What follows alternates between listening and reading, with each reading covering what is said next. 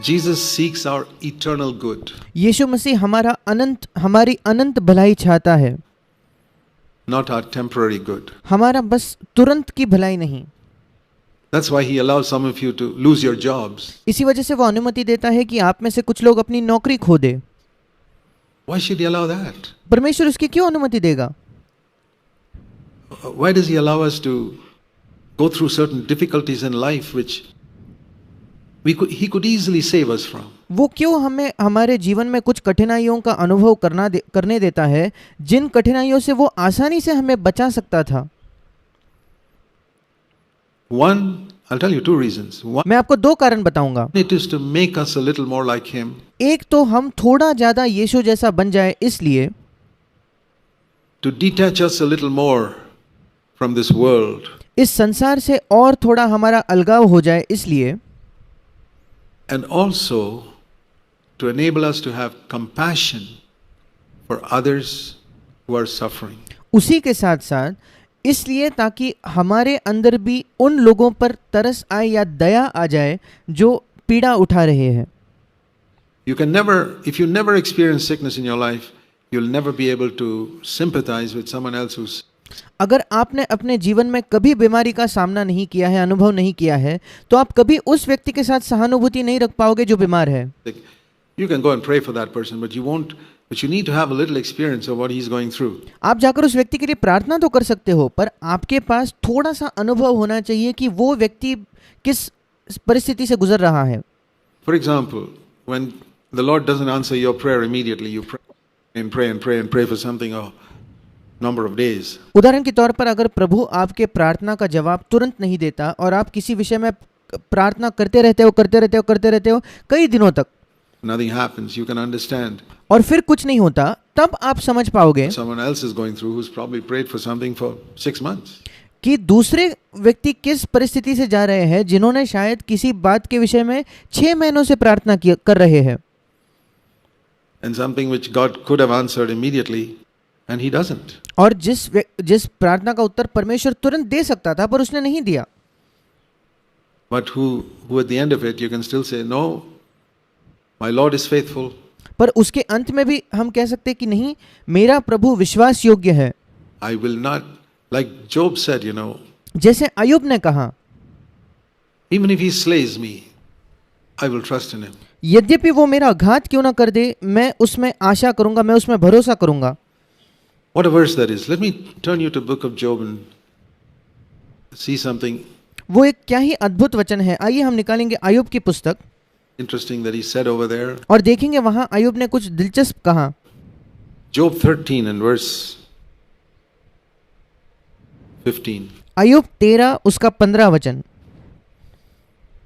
That's a great verse. ये एक अद्भुत वचन है। For a man who had no Bible, एक ऐसे मनुष्य के लिए जिसके पास बाइबल नहीं थी, no Holy Spirit, उसके पास पवित्र आत्मा नहीं था, no fellowship, संगति नहीं थी, no meetings, कोई सभाएं नहीं थी, for him to say something like this, उसके लिए ऐसा कुछ कहना, even if he slays me, Job 13:15, अय्यूब 13:15, वो मुझे घात करेगा तो भी I will hope in him.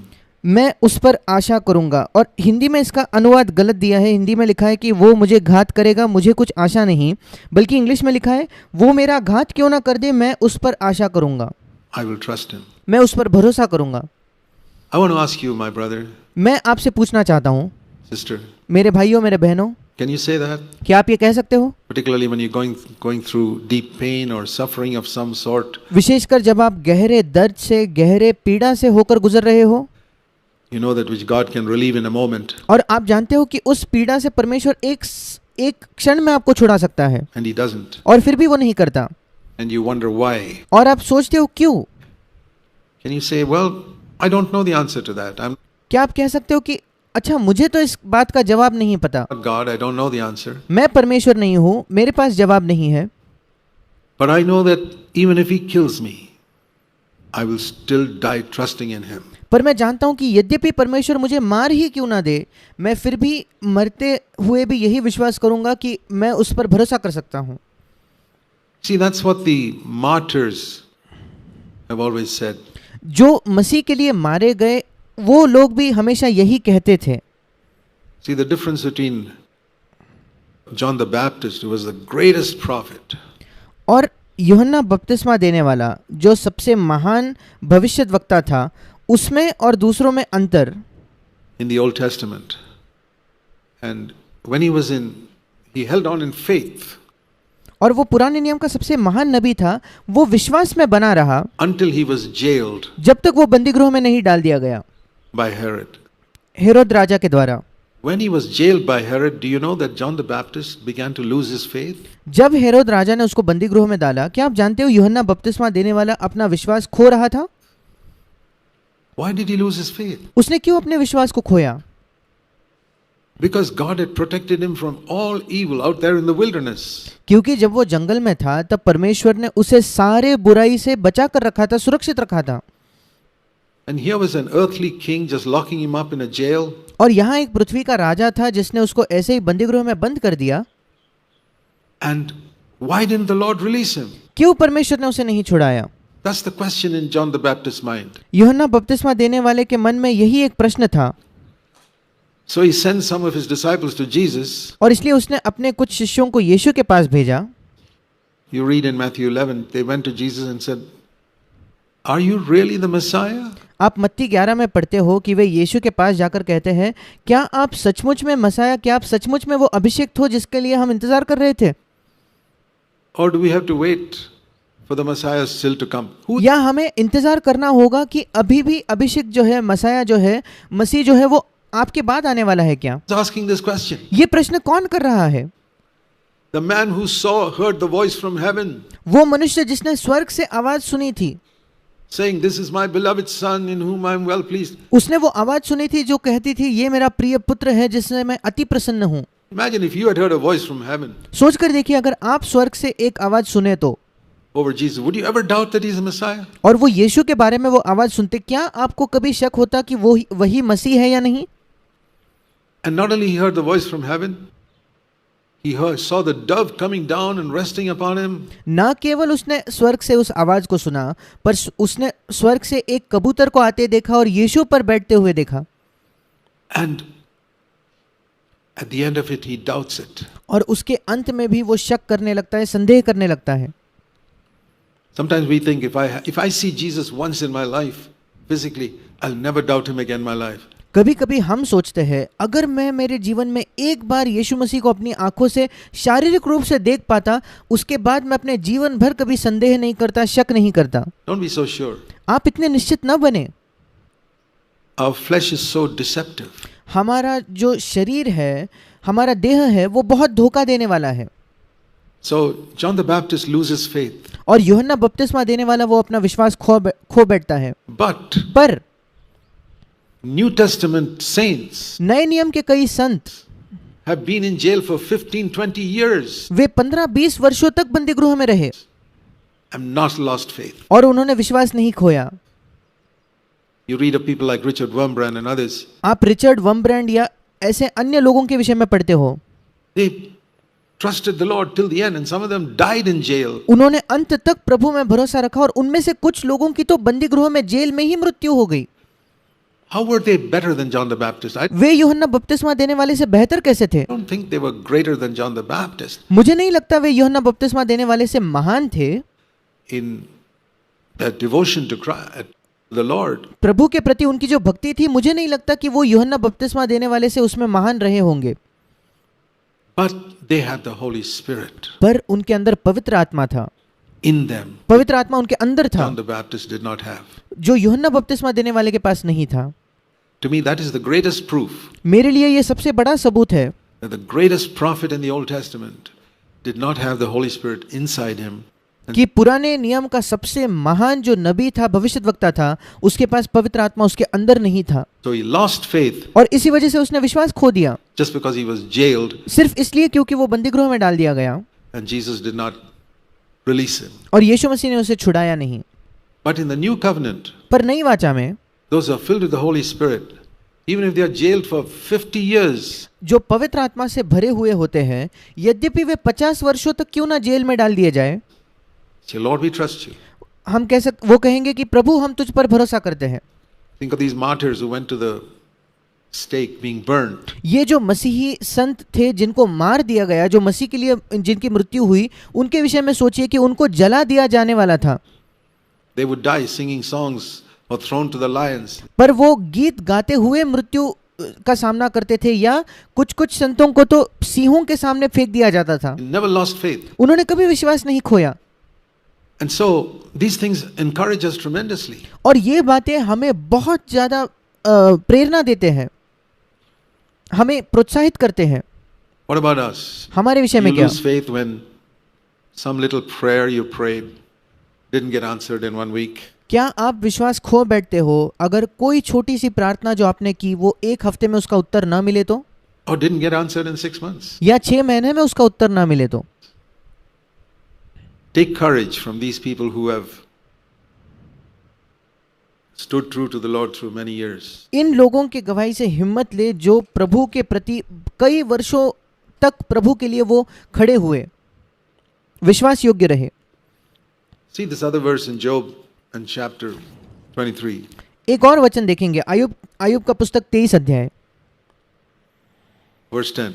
10वां वचन, Job 23 verse 10. Ayub 23:10। It says he knows the way that I take. वहां लिखा है वो जानता है मैं कैसी चाल चलता हूं, मैं किस मार्ग पर चलता हूं।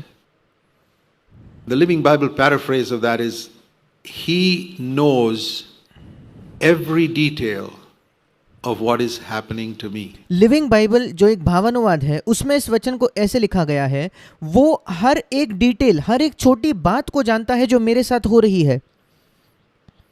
There are two very important verses. ये दो बड़े महत्वपूर्ण वचन है The book of Job which I just showed you. Ayub की पुस्तक में जो मैंने आपको दिखाया। Though he kills me, I'll trust him. यद्यपि वो मुझे मेरा घात क्यों ना कर दे, मैं उस पर भरोसा करूंगा। And the other is this one in the Living Bible. He knows every detail of what is happening to me. और ये दूसरा वचन जो लिविंग बाइबल में इस प्रकार लिखा गया है कि वो जानता है मेरे साथ हर एक छोटी छोटी बात, हर एक छोटा डिटेल मेरे साथ क्या हो रहा है। And Job said that when he had lost his children, lost his property. और आयुब ने ये तब कहा जब उसने अपने बच्चों को खो दिया था, अपनी पूरी संपत्ति उसने खो दी थी, And was sick with sore boils, probably leprosy. और जब वो बीमार था उसके शरीर पर शायद कोढ़ आ चुका था, And sitting there outside the gate, it's probably leprosy because he couldn't sit in his house, he had to sit outside the gate. और वो बाहर फाटक के बाहर बैठा था, शायद उसको कोढ़ ही हुआ होगा क्योंकि वो घर पर नहीं बैठ पाता था, उसे बाहर फाटक के बाहर जाकर बैठना पड़ा। Scratching himself, he says, अपने आप को उसको खुजाना पड़ता था, और फिर वो कहता है he knows every detail of what is happening to me. वो जानता है मेरे साथ हर एक छोटी डिटेल जो हो रही है, हर एक छोटी बात जो हो रही है। Amazing ये अद्भुत है that a man under, not even under the old covenant, कि एक ऐसा व्यक्ति जो शायद पुरानी वाचा के भी अंदर नहीं था, अधीन नहीं था, who lived before Moses, जो मूसा के भी पहले जिया, could say that. वो ये कह सकता था। It's a tremendous challenge to me. ये एक अद्भुत मेरे लिए चुनौती थी। Lord, would I be able to say that? प्रभु क्या मैं ये कह पाता? If I lost all my children and lost all my property and my अगर मैं अपने सारे बच्चों को खो देता, अपनी सारी संपत्ति खो देता तो, money, and on top सारा of that I पैसा, got leprosy, और उससे भी ऊपर अगर मुझे कोढ़ हो जाता तो, and I'm put outside और मुझे बाहर डाल दिया जाए तो, where people don't want to talk to me, और जहां लोग मुझसे बात भी नहीं करना चाहे तो, and I sit there scratching myself and say, और वहां मैं बैठकर अपने आप को खुजा रहा हूं, और तब मैं कहता हूं my Lord knows every detail of what is happening to me. मेरा प्रभु जानता है मेरे साथ हर एक छोटी बात क्या हो रही है। वो How little it takes for us to question God. हमें कितनी छोटे से उकसाने की जरूरत पड़ती है, और तब हम प्रभु को प्रश्न करने लगते हैं, To doubt Him, हम उस पर शक करने लगते हैं, छोटी सी बात पर to complain. हम शिकायत करने लगते हैं। When we have these great examples of men in the Bible जब हमारे पास बाइबल के इन महान मनुष्यों का उदाहरण है who went through, even in the Old Covenant, who went through much more, जो पुरानी वाचा में भी इन सारी बातों से भी हमसे कितना अधिक उन्होंने सहा, and said they would trust Him. और तब भी उन्होंने कहा कि वे उस पर भरोसा करेंगे। And the wonderful thing is in the New Covenant, it's a step further. पर अद्भुत बात तो ये है कि नई वाचा में तो एक कदम इससे भी आगे जाता है, Than Job 23:10. Job आयुब 23:10 से भी एक कदम आगे। 23:10 only says, He knows every detail of what is happening to me. Ayub 23:10 केवल यही कहता है कि परमेश्वर जानता है मेरे साथ हर एक छोटी बात जो हो रही है, हर एक छोटा डिटेल जो हो रहा है। But Romans 8:28 says, He makes those details work for our good. पर रोमियो 8:28 कहता है कि वो सारी छोटी बातों को मिलकर हमारे लिए भलाई को उत्पन्न करता है। That Job did not know. ये बात आयुब नहीं जानता था। Job only said, God knows पर आयुब ने केवल यही कहा, परमेश्वर जानता है, everything happening to me. हर एक चीज जो मेरे साथ हो रही है वो जानता है।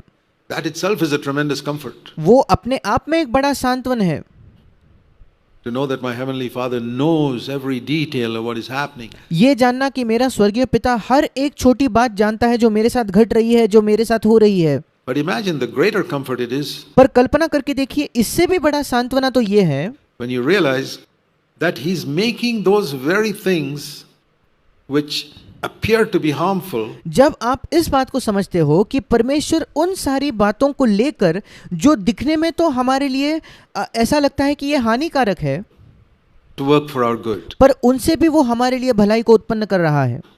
Romans 8:28. रोमियो 8:28। We know. हम and it's a जानते very हैं, important statement. और ये बड़ा महत्वपूर्ण कथन है। It's not, don't start with God causes all things to work together for good. That is what many people say.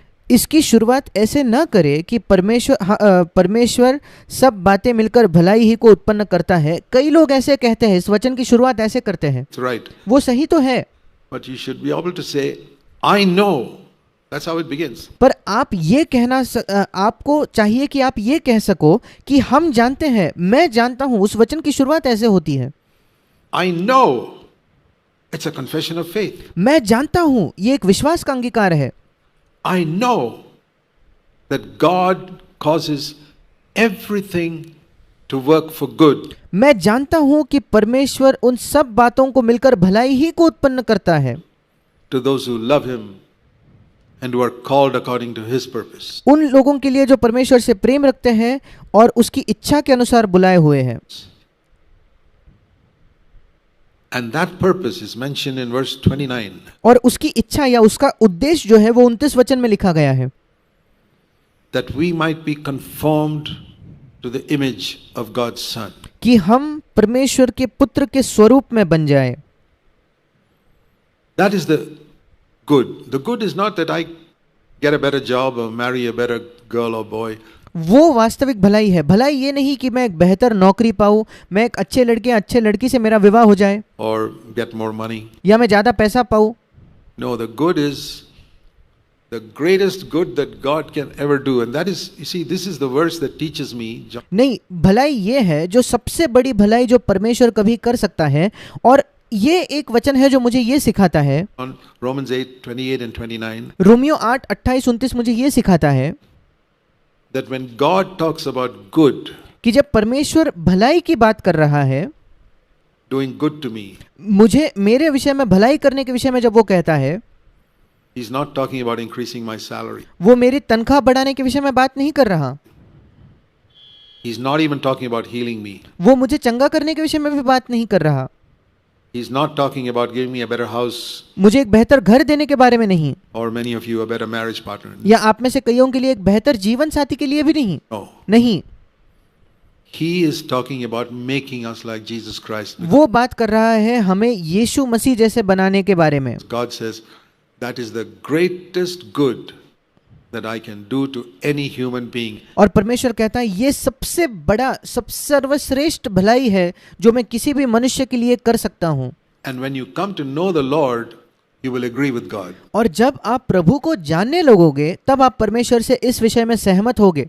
I agree with God completely मैं परमेश्वर से पूर्ण तौर पर सहमत हूँ today. आज। I say, Heavenly Father, the मैं कहता हूँ, हे स्वर्गीय पिता, greatest good you can ever do to me सर्वश्रेष्ठ सबसे बड़ी भलाई जो आप कभी मेरे लिए कर पाओ, is make me like Jesus Christ. वो ये है कि आप मुझे यीशु मसीह जैसा बनाओ। Not give me a ministry. ये नहीं कि आप मुझे सेवकाई दो। Ministry and all is secondary. सेवकाई वगैरह ये सब दूसरे श्रेणी में है, दूसरे नंबर पर है। We're not going to have any ministry in heaven. स्वर्ग में हमारे पास कोई सेवकाई नहीं होगी। You don't get taken up with trying to be a preacher or an elder or ministry. These are all worldly pursuits. और इसलिए इन बातों में ना उलझ जाए कि आपको प्रचारक बनना है, आपको अगुआ बनना है, या कोई सेवकाई करना है। ये सारी चीज़ें जो है इस संसार के तौर पर इनके पीछे जाते हैं। If you are really a serious new covenant Christian, अगर आप वास्तविकता में एक गंभीर नई वाचा के मसीही हो तो your one passion will be, आपकी एक ही इच्छा, एक ही महत्वाकांक्षा यही होगी, make me like Jesus. मुझे यीशु जैसा बनाओ। That is the greatest good that God Almighty can do to you. ये सबसे महान भलाई, सबसे उत्कृष्ट, सबसे सर्वश्रेष्ठ भलाई है जो परमेश्वर आपके लिए कर सकता है।